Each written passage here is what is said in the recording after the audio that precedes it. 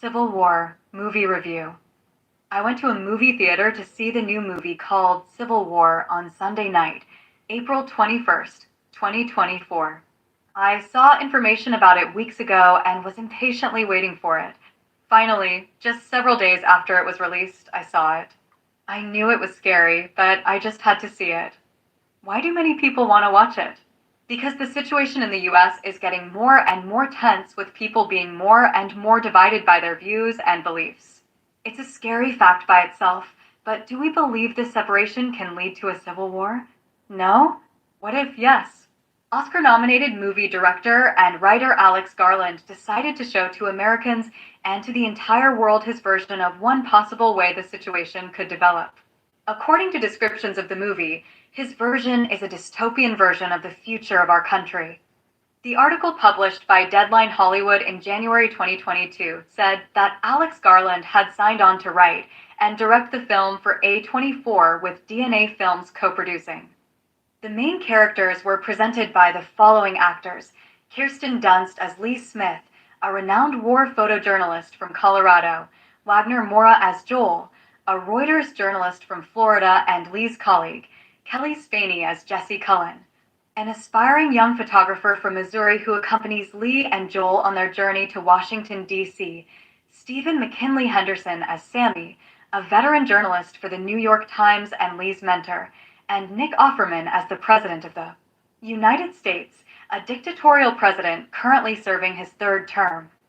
Civil War was theatrically released in the United States by A24 and in the United Kingdom by Entertainment Film Distributors on April 12, 2024. According to The Telegraph, Garland said that Civil War is set at an indeterminate point in the future, just far enough ahead for me to add a conceit, and serves as a sci-fi allegory for our currently polarized predicament. A journey across a dystopian future America, following a team of military-embedded journalists as they race against time to reach D.C. before rebel factions descend upon the White House, says www.imdb.com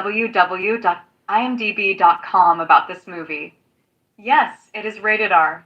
And yes, it shows violence and bloody scenes. My personal opinion is that every American should definitely watch Civil War. Every time you feel angry at your fellow Americans because their views are different than your own, think, how far can this division take us?